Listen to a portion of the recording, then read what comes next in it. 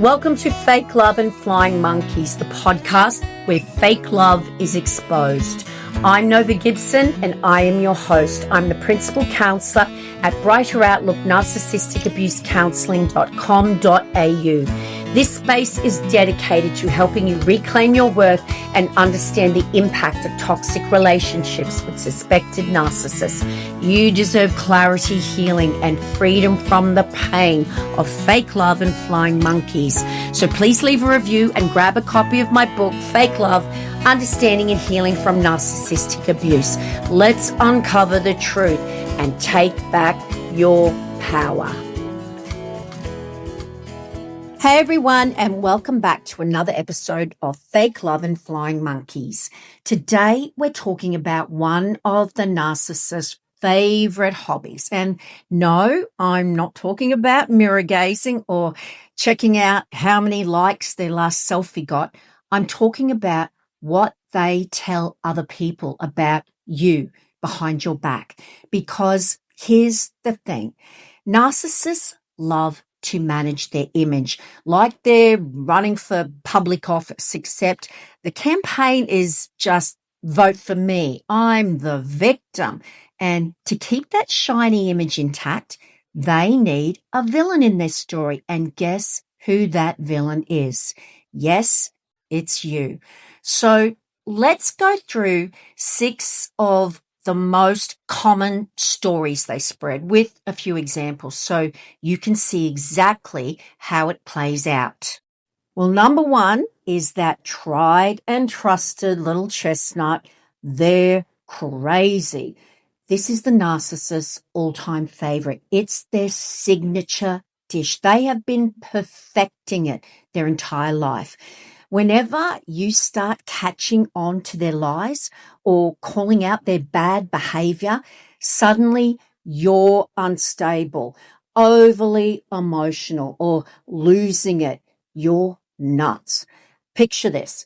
You've just calmly confronted them about disappearing all weekend with zero explanation. Suddenly, your calm is being rewritten as a screaming meltdown. You're controlling.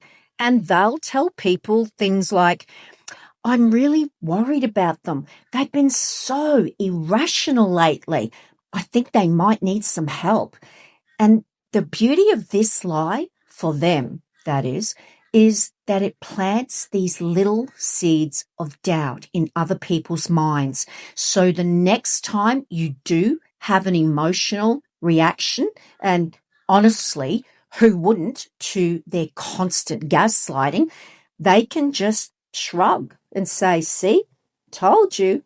It's basically emotional identity theft. Number 2 is their classic line, they're obsessed with me. Oh, yes, this one is a classic because nothing feeds a narcissist's ego like pretending that you, their last victim, just can't get over them. Let's say you've broken up or you've escaped and you've moved on. Maybe you're sitting there binge watching your favorite show on Netflix. Maybe you're dating someone new, or maybe you're finally getting 8 hours of sleep for the first time in years. Meanwhile, they're off telling anyone who will listen. They still text me. They're always checking my posts on Facebook. I think they're still in love with me. And here's the kicker, guys. They're probably the ones checking your posts on Facebook. They might even accidentally like an old photo that you posted from 2019 at 2 a.m. in the morning and then still say that you can't let go. And why do they do this? Well, because it keeps the spotlight on them. They get to play the irresistible heartthrob. They become a wanted commodity in their own mind, and you get painted as the clingy ex who just can't move on with their life without them. And number 3, which can go alongside number 1 and number 2, or they can use it as a standalone. And that is the old, they're abusive. Yes, the same person who's been so controlling, gaslighting, and emotionally bulldozing you, they will flip the script and claim that you're the abusive one. They'll say things like, I was walking on eggshells the whole time. They would just explode over nothing. In reality, you probably did react sometimes. We call this reactive abuse because you, the victim, were dealing with constant manipulation and stress, and they intentionally bait you into reacting. But when they're saying this to other people, they completely strip out the context and just present your reaction and not the provocation. They certainly don't talk about the way they poked and prodded you until you finally gave them exactly what they wanted, which was your out of character, volatile reaction. And this one is especially nasty because it can really affect friendships, family relationships, and even legal situations. This is how a victim gets a restraining order against them. The narcissist flips the script and convinces others, even the police, that your reactions prove that you are the abuser. Now, if you share children with a narcissist, then you will recognize number 4, which is they're a bad parent. Yes, if you share children, guys, buckle up. This is one of their sharpest weapons. It cuts. Even if you're the one who has always done 90% of the parenting, showing up to every school event, remembering which child hates crusts on their sandwiches, the narcissist will still tell people you're neglectful or even incompetent. Things like, oh, I'm really worried about the kids. They're just not getting the attention they need.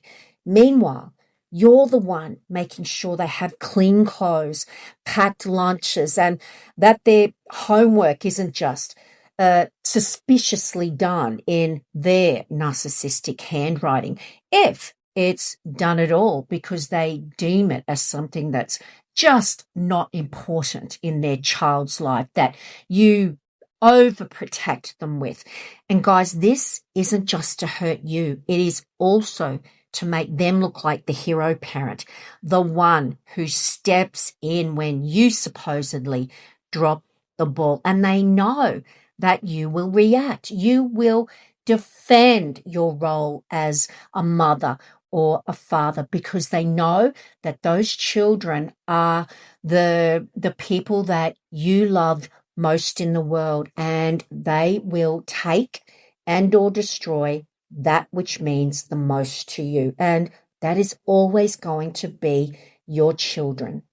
Now, they wouldn't be a narcissist if they weren't projecting and accusing you of doing the very things that they're doing, which brings me to number 5, they're cheating.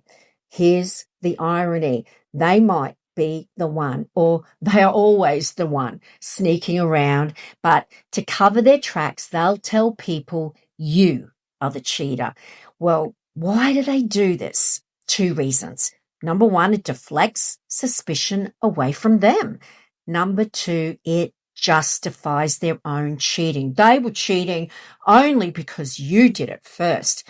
In their head, if you were unfaithful, even if you weren't, then this was just payback. You started it.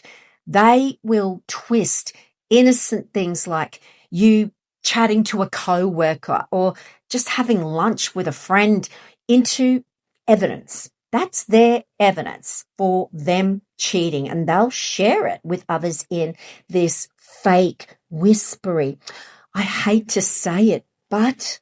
And guys, just for the record, if you ever hear the narcissist start a statement with, look, I hate to say this, but please know that they don't hate it at all. In fact, they're thoroughly enjoying what they're about to tell you. And they certainly enjoy spreading rumors about you being the cheating partner.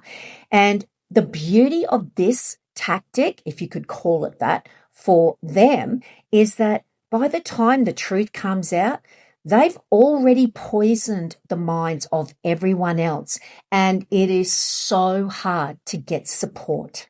And number 6, they're financially irresponsible. Yes, the money smear. They might tell people you're bad with money, that you're this big spender, that you were just going through credit card after a credit card and maxing them all out. You're in debt all the time.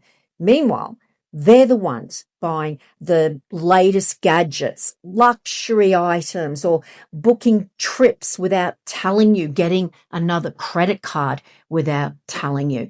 Here's an example. You spend, say, $50 on groceries. They spend $2,000 on a business trip, in inverted commas, that mysteriously involves no actual business. And yet somehow you're the one who can't budget.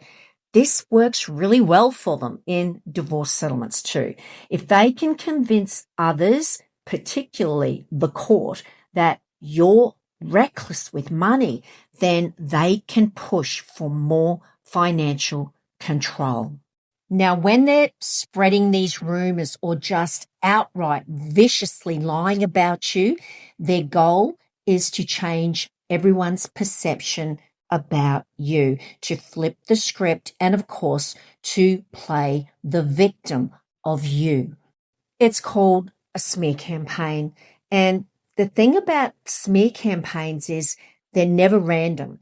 Narcissists use the same handful of smears over and over again. It's like they all went to the same secret narcissist school and they all carry around the same textbook for narcissists. And when you find out about these lies, it hurts. But for the narcissists, it really is just another Tuesday.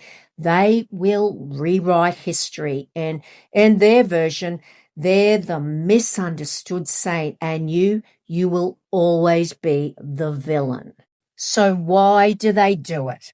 Well, as I said earlier, all of these lies serve one purpose: to protect their image and keep control of the narrative. They can't stand the thought of people seeing who they truly are, their true behavior. So they create a version of reality where they're the victim, the hero, or both. And it's exhausting for you, the victim. For you, it's like playing a game of whack-a-mole with their lies. You correct one and then 3 more pop up. So how do you handle it, guys? Well, here's the truth. You can't stop it. You can't stop a narcissist from lying about you. You could essentially have a PhD in defending yourself, a PowerPoint presentation, and a folder of receipts, all the screenshots in the world, and they'd still twist the story.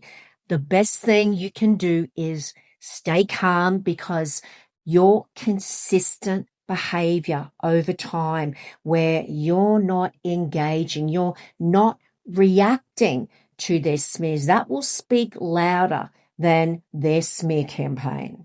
Don't take the bait. Responding emotionally can give them evidence, in inverted commas, when they bait you for their next lies. Document everything: texts, emails if they try and get through, social media posts. You don't need to use it unless you have to, but at least you've got it there.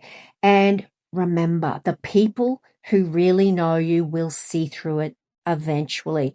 The truth has this funny way of sticking around, even when the narcissist is doing their absolute best to bury it under all their drama. So the next time you hear one of these classic lines being whispered about you, beginning with, "Oh, I hate to say it, but," if one of your friends or colleagues says to you that this is what they heard from the narcissist, please know that it is not a reflection of you. It is just another performance from the narcissist, starring themselves as always.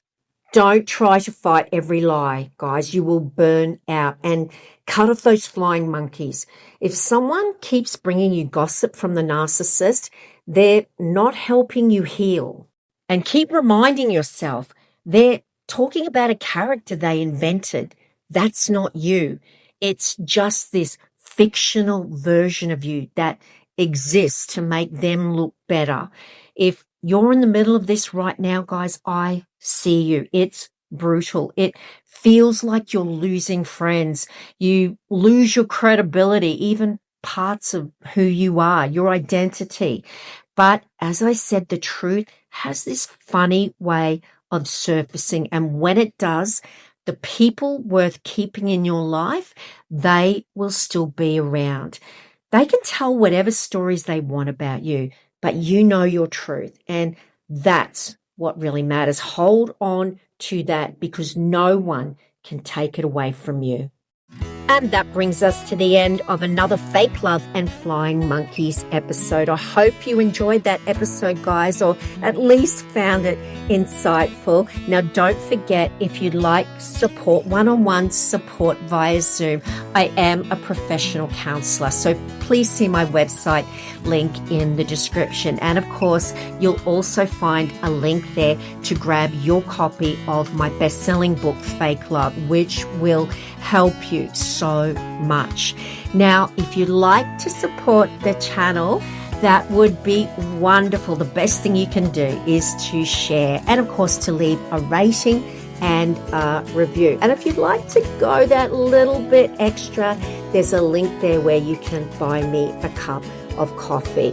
On that note, guys, it's bye from me for now. Until tomorrow's episode, remember, you are worthy of love, and you are worthy of so much more than a lifetime of fake love and flying monkeys.